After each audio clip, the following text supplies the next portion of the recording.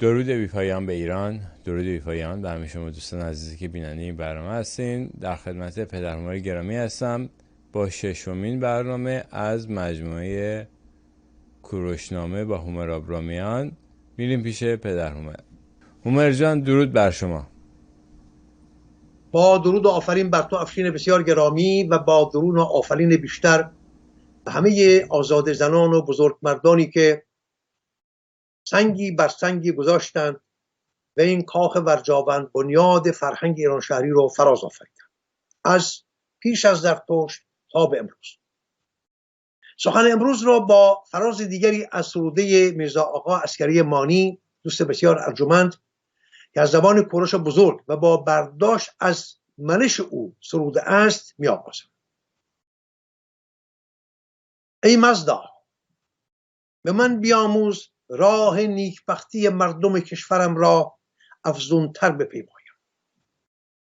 ای مزدا، ایران شهر را از گزند فرمان روایان آدمی خوار دور بدار. من این شهر پاسارگاد چنان آفریدم که تو مش و مشیانه را آفریدی، آمیزه ای از خاک و آب و دانش و مهر. تو این پاسارگاد از گزند نابخردان به دور دار، دلهای آریاییان را از گزند پندارهای پریشان و از نادانی به دور دار. روان ما را از دسترس انگرمینو به دور دار، آوازهای ما را از گزند خموشی به دور دار. کرانهای ایران زمین را از یورش دیوان به دور دار. ای مزدا، به داشتن این همه خرسندم کن، به بخشایش این همه خوشنودم کن. باشد که این سرزمین پهناور را هماره شهریارانی بخرد و دادگر به دست گیرم. ای مزدا، هرگاه از مردمان من کسی یا کسانی از ناروای من از سرای و سرزمین خود بگریزد، مرا از مینو بی بهره کن. هرگاه از مردمان من کسی یا کسانی برده شوند یا برده گیرند، مرا خورش اژدهای دوزخ کن. هرگاه از مردمان من کسی یا کسانی از بیداد تباه گردد، مرا تباه کن، سیاه کن. هرگاه از مردمان من کسی یا کسانی در بند ناروا و ناروایان فرو شود، بندهای مرگ را بر دستان من بپیچ. هرگاه در فرمانرو من کسی یا کسانی خورش خیش از خورشچین مردمان رو باید، روان از من بربا. ای مزدا، ما را با افزایش منش نیکو خوشنودتر کن.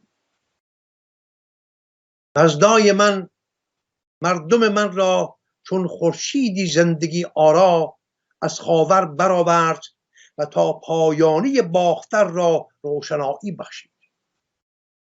مزدای من خرد من بود، مزدای من میهن من بود، مردمان میهن من مزدای من بودند و هستند.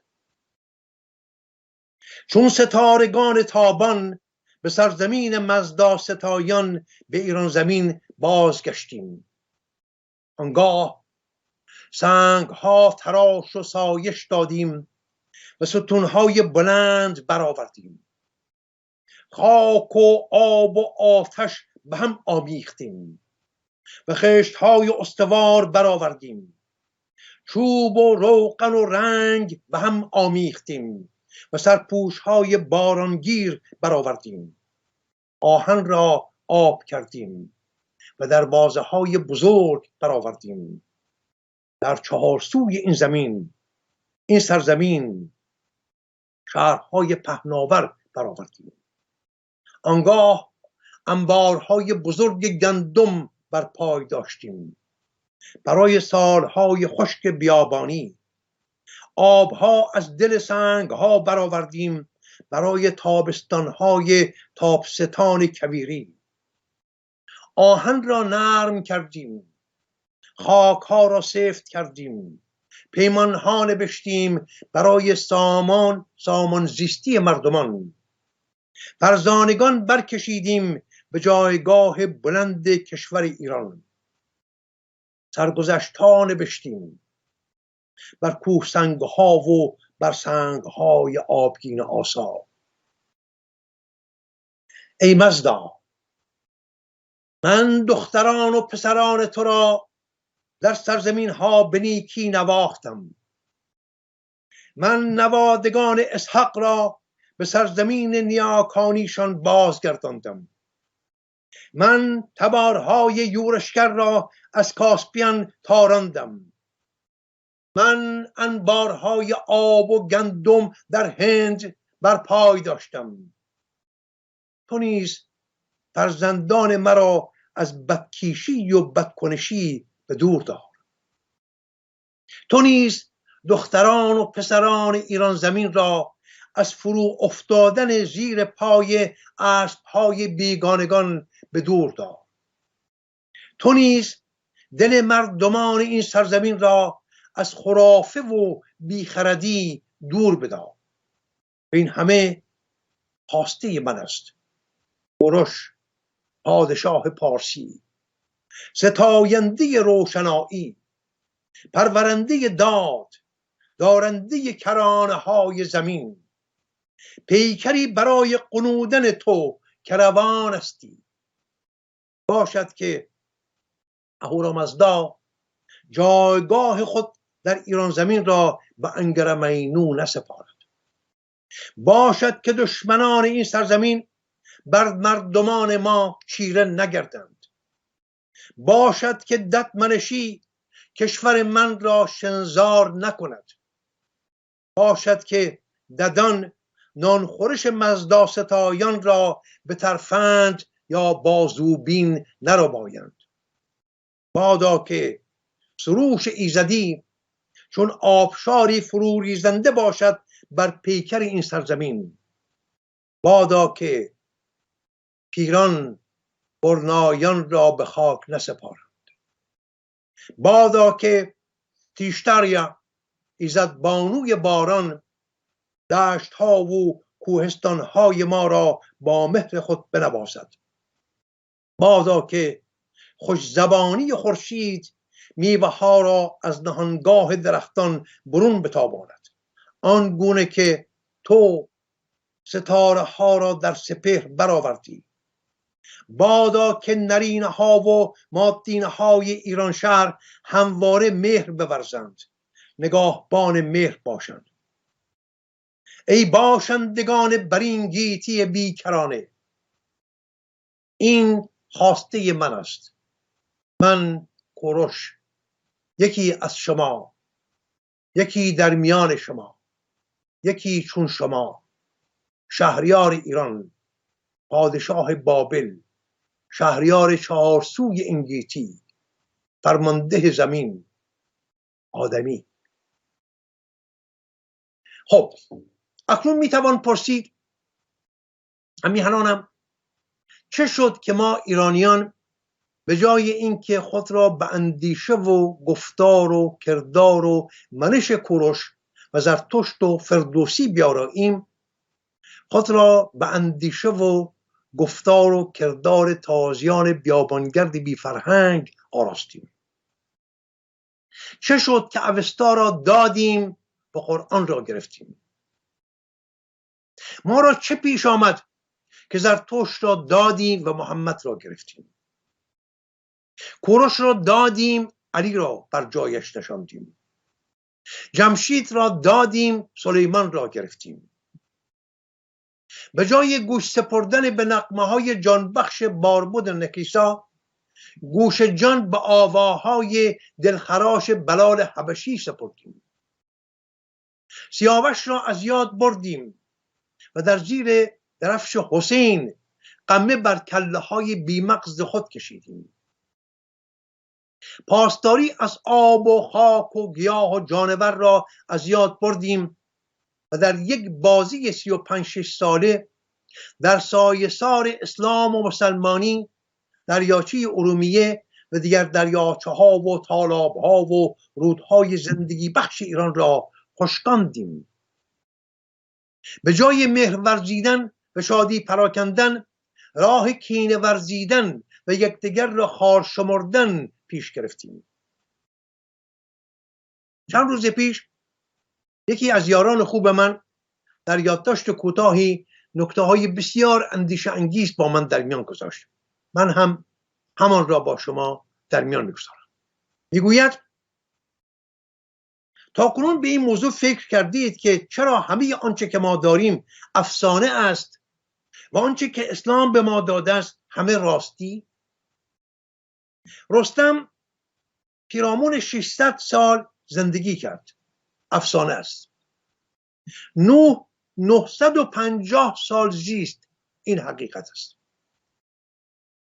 اگر رستم ایرانی 650 سال زندگی می کند می شود افسانه. اگر نوح در تورات و قرآن 950 سال زندگی می کند این می شود حقیقت.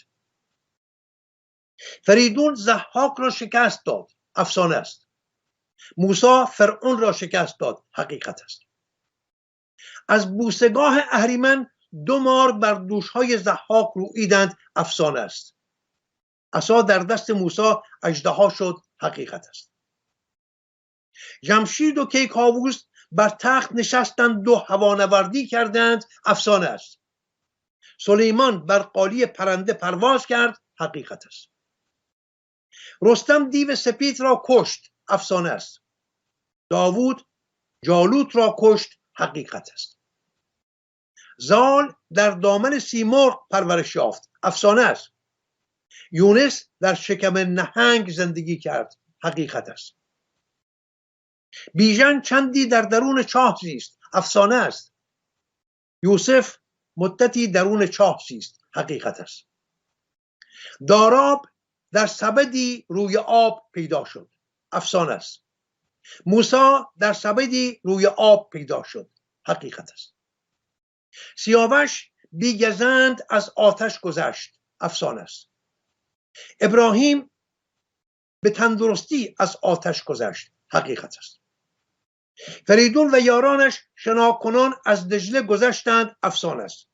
موسی و 3 میلیون تن از مردم بنی اسرائیل با گاو و گوسپند و اسب و الاغ و بار و بنه خود از دریا گذشتند، حقیقت است. آرش کمانگیر با پرتاب تیری مرز ایران و توران را نشان داد، افسانه است. نوح همه زیستمندان روی زمین را گرد آورد و سوار یک کشتی کوچک کرد و نزدیک به 10 ماه بر روی آب زنده نگه داشت، حقیقت است. سیاوش از وسوسه نامادری گریخت، افسانه است. یوسف از وسوسه نامادری گریخت، حقیقت است. سوشیانس ایرانی از مادر باکره زاده شد، افسانه است. عیسی از مادر باکره زاده شد، حقیقت است. سوشیانس ایرانی خواهد آمد و جهان را پر از عدل و داد خواهد کرد، افسانه است. امام زمان همراه با 313 تن خواهد آمد و کران تا کران زمین را زیر اسب خود تا زیر شکم اسب خود به خون خواهد برد تا عدل و داد بگستراند، حقیقت است.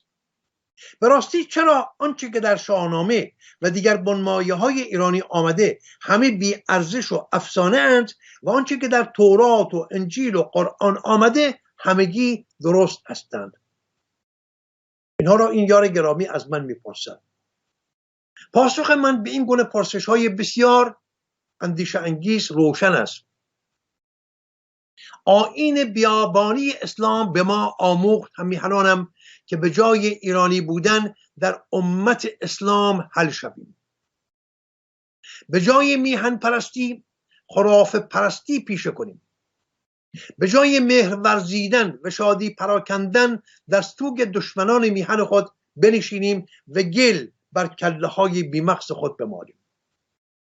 این آیین به ما آموخت که به جای مهر میهن و پاسداری از ارزش‌های میهنی مهر و حسین در دل داشته باشیم. به ما آموخت که به جای آشنا شدن با سرگذشت نیاکان به مسجد برویم و اخبار و احادیث عرب بیاموزیم.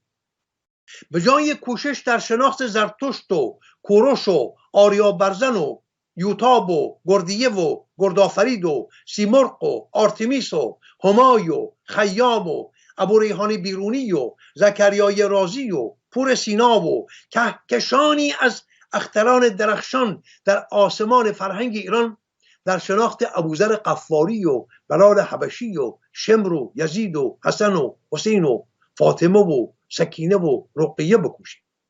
فاطمه است.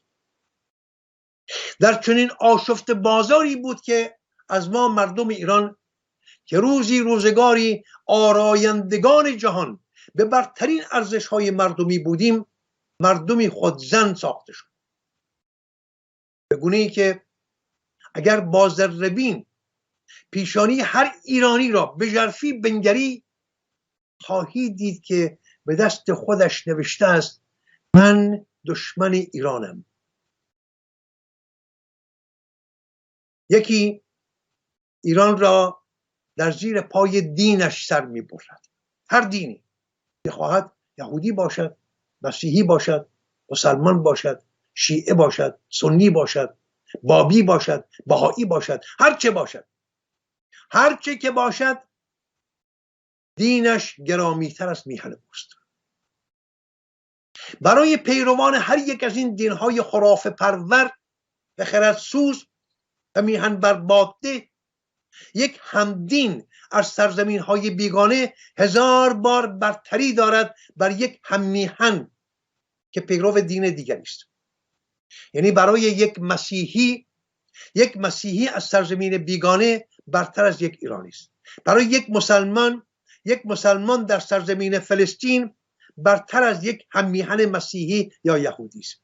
برای یک بهایی سرخپوست در آمریکا یا یک بهایی سیاه‌پوست در استرالیا برتر از یک هممیهن مسلمان او در ایران است. آن دیگری ایران را در زیر پای یک ایدئولوژی بیگانه که با آن باور دارد سر می‌برد. برای یک کمونیست ایران کمترین ارزشی ندارد. یک کمونیست دشمن سرسخت کوروش، دشمن سرسخت شاهنامه، دشمن سرسخت ارزش‌های میهنی، دشمن سرسخت درفش شیر و خورشید نشان، دشمن سرسخت شهریاری، دشمن سرسخت هر آن چیزی است که مایه سربلندی به بهروزگاری مردم ایران باشد. یک کمونیست استالین را برتر از کوروش، لنین را برتر از زرتشت، رمان نویسان روسیه را برتر از فردوسی می‌داند و هر دم آماده است که میهن خود را در زیر پای خونین رنگ داس و چکش سر ببرد.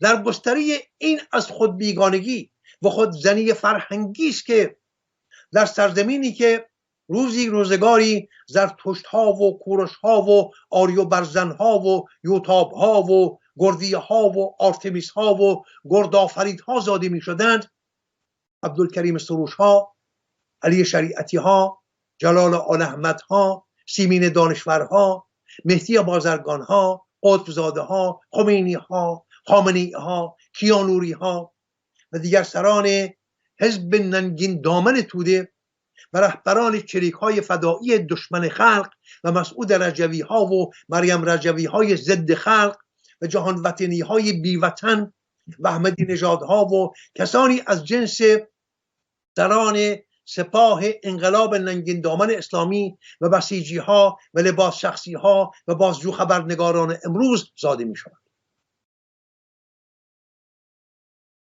از خاکی که روزگاری زرتشت و فردوسی و کوروش و آرتمیس زاده می شدن، اینها زاده می شوند. در این آشفته بازار از خود بیگانگی است که میلیون ها تن از مردم ایران آسیمه سر گاه با پای پیاده به کربلا می روند تا در برابر دشمنان سرزمین خود کرنش کنان آبروی نداشته خود را برباد دهند. در چنین آشفت بازاری است که ملایان فرمانروای بر ایران مردان عراقی را به هم خوابگی با زنان ایرانی برمیانگیزند و گل در زیر پایشان میریزند. در چنین آشفت بازاری است که شام پردازی مانند شاملو به فردوسی میتازد، از ضحاک ماردوش یک قهرمان توده‌ای میسازد و از فریدون به زشتی یاد میکند و فردوسی بزرگ را گربز و دروغ پرداز و فریبکار میداند. به گفته زندیات اخوان ثالث در سروده بسیار زیبایی به نام شهریار شهر سنگستان میگوید: مگر دیگر فروغ ایزدی آذر مقدس نیست؟ مگر آن 7 انوشه خوابشان بس نیست؟ زمین گندید آیا بر فراز آسمان کس نیست؟ گسسته است زنجیر 1000 اهریمنی تر از آن که در بند دماوند است، یعنی ضحاک. پشوتن مرده است آیا و برف جاودان بارنده سام گرد را سنگ سیاهی کرده است آیا؟ سخن می گفت سر در غار فرو کرده شهریار شهر سنگستان. سخن می گفت با تاریکی خلوت، تو پنداری مقی دل مرده در آتشگهی خاموش ز بیداد انیران شکوه ها می کرد. ستمهای فرنگ و ترک و تازی را شکایت با شکست بازوان میترا می کرد. غمان قرنها را زار می نالید. حزین آوای او در غار می گشت و صدا می کرد: غم دل با تو گویم غار، بگو آیا مرا دیگر امید رستگاری نیست؟ صدا نالنده پاسخ داد: آری نیست. با نگاهی به واپسین سخنان کوروش بزرگ پیش از چشم پوشیدن از جهان، این 6مین بخش از برنامه گرامی داشته کوروش بزرگ را به فرجام می‌رسانم. باشد که این 6 برنامه تا اینجا گوارای جان شما فرزندان خوب کوروش باشد و بخورد. این واپسین سخنان کوروش بزرگ است به فرزندان و پیرامونیان و سران سپاه و خانواده خود و ما مردم، ما ایرانیان، کسانی که خودمان را پسران و دختران کوروش می‌دانیم. میگوید: فرزندان من، به شما همیهنانم میگوید، به همه ما، افشین جان به تو میگوید: فرزندان من، دوستان من، اکنون به پایان زندگی نزدیک شدم و آن را با نشانه‌های آشکار دریافتم. من این بخش را ازش چشم پوشیدم، اون بخشی که زخم برمی‌دارد و همین زخم زمینه پایان زندگی او می شود. اکنون دانسته است از پزشکان کاری ساخته نیست، می‌داند که واپسین دم زندگی را می‌گذراند. یعنی با این آرامش با ما سخن می‌گوید: هنگامی که در گذشتم مرا خوشبخت بدانید. دلم می‌خواهد این احساس در رفتار و گفتار شما دیده شود. یعنی برای من سوگواری نکنید. من خوشبخت بودم و خوشبخت خواهم ماند. همیشه اهورامزدا مرا فزون کرد، نیروی مرا فزون کرد، بدان گونه که امروز با اینکه با مرگ چند گامی بیشتر راه ندارم، گمان نمی کنم که از جوانیم ناتوانترم. یعنی با همه رنج هایی که بر من هست، با این بیماری هرگز گمان نمی کنم که از جوانیم ناتوانترم. همان توانش روزگار جوانی در من هست.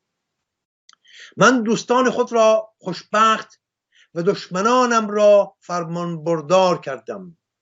نمیگوید دشمنانم را از روی زمین برداشتم. من دوستانم را خوشبخت و دشمنانم را فرمان بردار کردم و این فرمان برداری را دیدیم، نه به زور تیغ و تازیانه، به زور مهر. میهن من، زادگاه من، بخش کوچکی از این جهان بزرگ بود.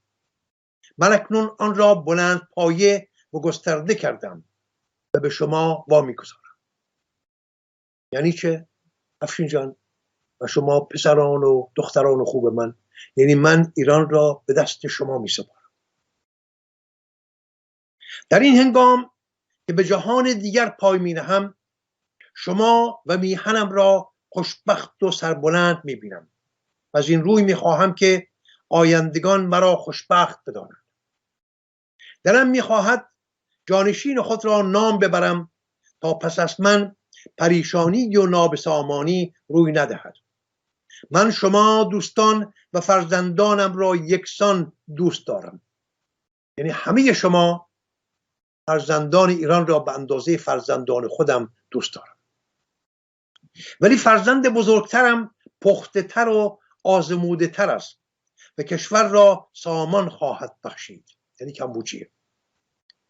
من میخواهم که در برابرم دست یکدیگر را بفشارید و سوگند یاد کنید که با هم مهربان باشید. اگر جز این کنید از شما خرسند نخواهم بود. من شما را از کودکی چنان پروردم که با پیران آزرمگین رفتار کنید تا جوانترها هم از شما آزرم بدارند. تو کمبوجیه، مپندار که چوب دست زرین پادشاهی تخت و تاجت را نگه خواهد داشت. دوستان یک دل و راستگو برای پادشاه از چوب دست زرین پادشاهی استوارتر و مطمئنترند. به نام اهورامزدا خداوند جان و خرد، ای فرزندان، اگر میخواهید روان مرا شاد کنید با یکدیگر یک دل و آزرمگین باشید. یعنی از یکدیگر شرم داشته باشید. هنگامی که در گذشتم پیکر بیجان مرا در میان سیم و زر مگذارید و هرچه زودتر آن را به خاک بسپارید. چه بهتر که آدمی به خاک که این همه چیزهای زیبا میپرورد سپرده و آمیخته شود. من همواره مردم را دوست داشتم. اکنون نیز شادمانم که با خاکی که مردم همه چیز خود را از آن دارند آمیخته می شود. اکنون حس می کنم که زمان رفتن فرا رسیده و جان از پیکرم می گسلد. اگر کسی از میان شما می خواهد دست مرا بگیرد یا به چشمانم بنگرد تا هنوز جان دارم نزدیک شود. هنگامی که روی خود را پوشاندم از همگان میخواهم که پیکرم را کسی نبیند، حتی شما فرزندانم. از همه ایرانیان و دوستان بخواهید تا بر آرامشگاه من حاضر شوند و مرا از این که دیگر هیچ گونه رنج نمیبرم و بدیها را احساس نمی کنم شاد باش گویند. به واپسین پند من گوش کنید. این فراز را که خواندم یک بار دیگر نگاه کنیم. مرا از این که دیگر هیچ گونه رنج نمیبرم و بدیها را احساس نمی کنم شاد باش گویند. یعنی چه؟ یعنی برای من سوگواری مکنید. مرا شاد باش بگویید. به واپسین پند من گوش کنید. اگر میخواهید دشمنان خود را گوشمالی دهید به دوستان خود نیکی کنید. بدرود پسرانم، بدرود دخترانم، بدرود یاران مهربانم. بدرود. کوروش بزرگ از سخن باز می ایستد. لبخندی بر لب دارد. پیرامونیان برای واپسین بار چهره مردانه و زیبای پیشوای خود را که در آن پوشش زیبای آبی آسمانی بسی استوارتر و ستایش انگیزتر شده بود می‌نگریستند و برخی اشک می‌ریختند. کوروش رو انداز ارغوانی خود را بر چهره کشید و درگذشت. درباره انگیزه مرگ کوروش که در سال 30 پادشاهیش یعنی 529 پیش از زایش رخ داد سخنهای بسیار گفتند. از آن میان هرودوت می نویسد کوروش در جنگ با شهبانوی سکاییان تومیری سخت برداشت و کشته شد. بروسوس که در سال 280 پیش از زایش میزیست می نویسد کوروش در جنگ با تیره های داهه که از تبار سکاها بودند کشته شد. فوتیوس از زبان کتسیاس پزشک دربار هخامنشی می نویسد کوروش به انگیزه زخم‌هایی که در جنگ با دریبیک ها در جنوب دریای مازندران او زده شد جان باخت. بدین گونه که یکی از سربازان هندی در سپاه دریبیک ها ژوبینی بر ران او انداخت و همان ژوبین در ژرفای ران او فرو رفت. ولی آنگونه که از روند تاریخ برمی آید نوشته هرودوت از دیگر نوشته های تاریخ نویسان درستتر به نظر می رسد. داستان زخم برداشتن و مرگ کوروش چنین است که وی پس از پیروزی بر بابل بران شد که به یاری ارتشش که در آن زمان نیرومندترین ارتش های جهان بود به سرزمین ماساژت ها تاخت و آنها را شکست داد. سرزمین ماساژت در شمال خاوری ایران آن روز در کنار رود آراکس جای داشت. برخی از تاریخ نویسان برانند که ماساژت تیره از سکاها یا سکیت ها هستند که بسیار جنگاور و ماجراجو و بسیار بسیار سخت کوش بودند.